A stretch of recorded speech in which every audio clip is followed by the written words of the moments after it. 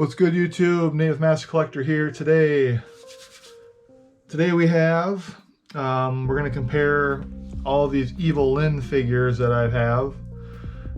We have my original Evil-Lyn from 1981-82 is what it says on the back of her head. I don't have any of her weapons or anything from then anymore, but I mean the figure's in pretty good condition overall. I have the Club Grayskull Filmation figure from Super 7, I believe, is who put this one out. I don't think it was... I'm not sure if this was Matty Collector still or if it was Super 7, but it was one of the two.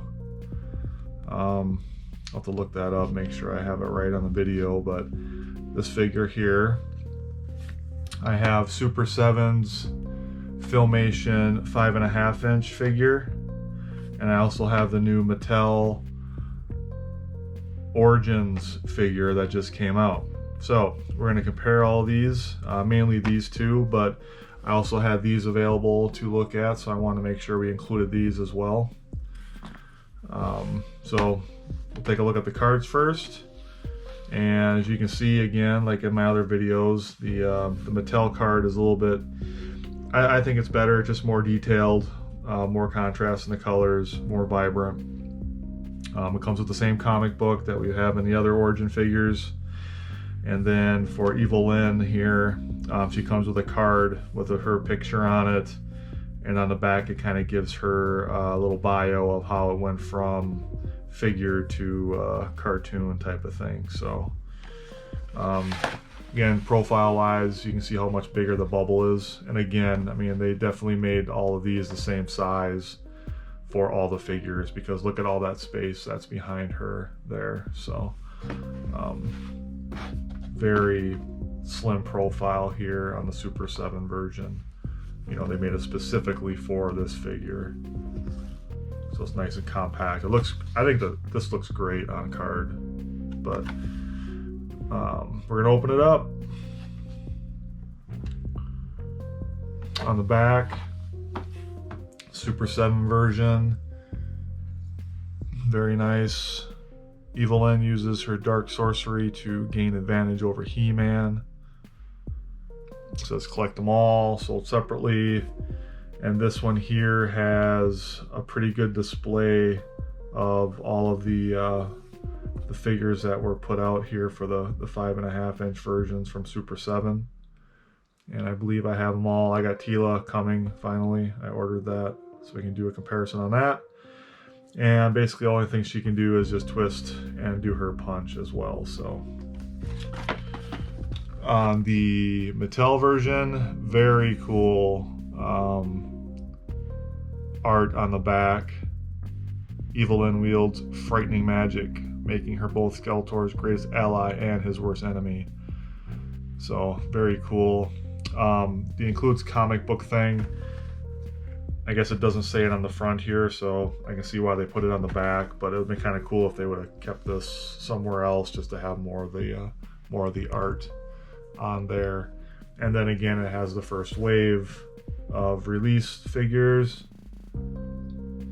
for the Mattel Origin line, and then also fit the crystal ball in the hand and then twist into powerful battle positions. So we will open these up and see how they match up.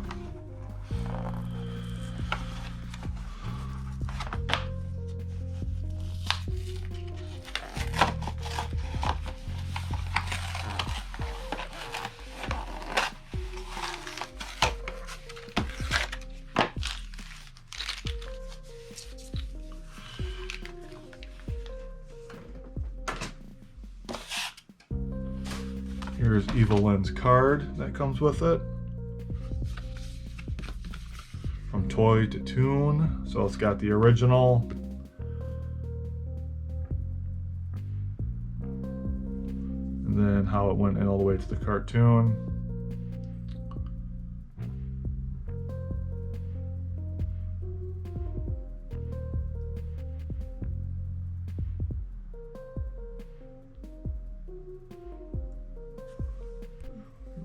that yourselves, you can. Very nice card. I've been keeping these. She comes with an actual cloth cape, and it looks like it's got like a little wire or something in there to hold it on her neck. That's cool. Plastic there. Let's see what we got for accessories here. So it looks like we got a couple different ones here. We got this crystal ball staff thing. Here's another one that's more towards maybe it's, you know, I'm not sure. This must be definitely from some episode from He-Man. I'm not sure exactly which one. I'll have to look that up and find out, but that's kind of cool. It gives you a little accessory there, crystal, and two different staffs. I'm not sure why there's two different ones in here, but it's cool that they did it. Okay, after doing a little research on these wands, the longer one is more of a nod to the original vintage line on what that looked like. And this one here, this one is a shorter one, which is more similar to the wand she used in the Filmation cartoon. So the crystal ball at the top of the wand is painted a separate color, which I don't think you might have seen back in the original cartoons, but it looks more defined. It looks a little bit better, so you can tell that it actually, there is something different in there besides just the you know, full-on wand. You can tell that the ball is supposed to be separated from the claw type of thing. So that's what we got there. That. Okay, so this is Evil-Lyn. It's the cordite crystal accessory, and it was mined by the Widgets. The pink crystalline cordite was the most powerful mineral on Eternia. It could be used to create indestructible metals, power anything from lasers to reactors, or when endowed with magic, give the bearer great strength. He-Man's harness was fashioned from cordite by the sorceress. The cordite armor added to He-Man's already prodigious strength. A negative chemical reaction was caused when cordite was exposed to the mineral selenium. So that's why Evil-Lyn has this accessory with her. And it didn't, I might have another one that came with this figure, but this one came with the Super 7 version right here. And there's a picture of her, if I can get this to show up better, photo right here from that episode. I'm not sure which episode it is, but we just wanted to figure out what that was. So I found the cordite crystal that came with the Club Grayskull version, which is way more detailed. It's really cool. And also, I found the other head that came with Evil-Lyn in the Club Grayskull version. So I think you just pop her head off. Very simple.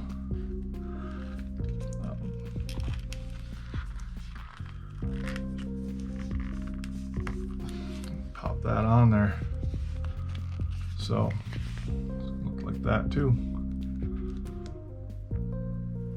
But I was putting her back and found the drawer where I had the other accessories in, so I figured I better show you guys those as well. So yeah, you can either do the headset on or off, and also found the cordite crystal as well. So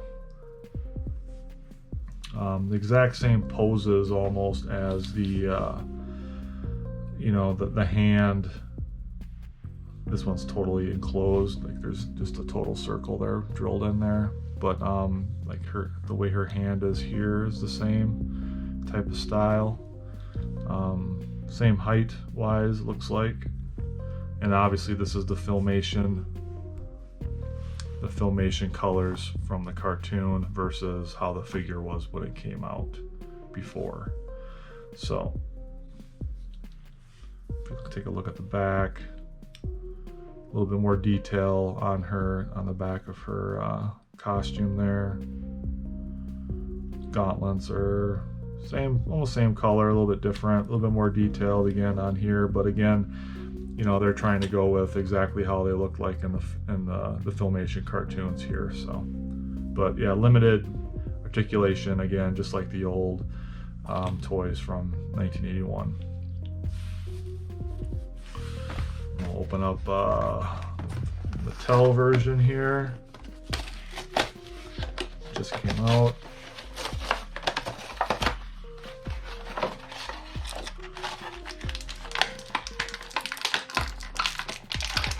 Strapped in with some of those little clear rubber bands again.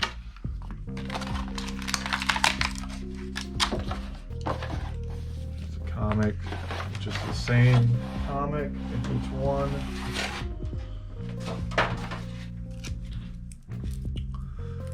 And let's see if we can open up this without breaking anything.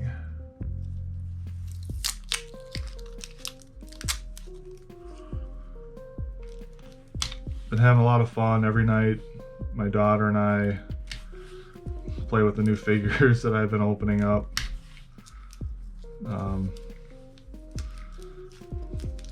we watch a couple episodes of either He-Man or She-Ra off of Netflix. The new She-Ra. I wish those figures were more accessible. I think they were a Target exclusive, and people are flipping them on eBay for just ridiculous amounts. Which is kind of sad, but it is what it is. So here's the Mattel version's crystal ball claw staff, which a lot different than the Super 7 one, but I don't have one to compare to the original, so this was probably more closer to the original looking one is my guess. So for here, Evil-Lyn, her head kind of moves around just like the other figures do, which is cool. You can definitely see the skull on the front of her head there, versus you can see it on the original too. That's pretty close. Color wise, she's definitely more brighter yellow than kind of this you know, I don't want to say mustard color, but it's getting towards a darker toned yellow here. Very, very bright yellow on the Mattel version, which is fine. The patterns on her you know, armor and everything look almost identical. Colors are pretty much the same. On the back, same thing. And then even her boots have the same type of wrapping on them too, so pretty close. Definitely got a more pronounced chin, probably just because the way that she can move around her head now. Her arms move up and down and around just like the other figures, her elbows and her hands, which is really nice for those action poses. And then her legs can, you know, she can do the splits. Her knees move. A little difficult to move on the knee though.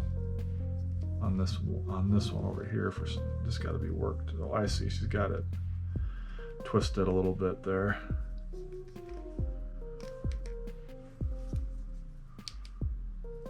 Like it's twisted backwards. There we go. Yeah, make sure you watch out for that. So her leg was totally twisted around backwards. Her shin moves around just like the other figures did, which is great. And also her foot is on that ball joint, so you can pose her in lots of different action poses and everything. So and her hands can hold the staff in either hand, which is a good option to have too. So that's cool. The only gripe I have about most of these new figures is that some of them just don't hold on to the weapon good enough. When you're playing with it, a lot of times they fall out, especially like Skeletor's Havoc staff and He-Man's sword and things. You start playing with them and run them around, all of a sudden they start bobbling and fall out. That's what we've noticed playing with my daughter. So this one here definitely, I mean, in my opinion, is a better overall figure just because of all the different poses you can do. Compared to the original, you're pretty limited to just holding something and doing this thing. I mean, I don't even know if you could even stand them up anymore. You can, but it's not, you know, not too difficult to top them over there. This figure is great. I mean, it looks awesome. It's more, you know, obviously the Filmation scheme, which is great, which I like. But I do like the nod to the old, you know, colored version, the Origins, which makes sense. I do like this cape. It'd be nice if there was a little bit tighter fit on there so it didn't fall off as easy. But they did it justice with the colors and the look and everything of Evil-Lyn. The Filmation version is great. You know, it's identical. The look, the articulation, everything about this one is by far better than these other ones. It's just more realistic to the cartoon. Obviously, that was their whole point of doing it. And those will be my favorite. I have this whole line as well too. I didn't bring it out for the Skeletor. I forgot. I have that one out. I should have put it in there. And I also have He-Man, but I still have He-Man in the box. I haven't pulled him out yet, but you know, this one here is definitely really, really cool. It's a little, obviously it's bigger. It's more of a 6-7 inch figure versus these other ones that are 5.5 or so.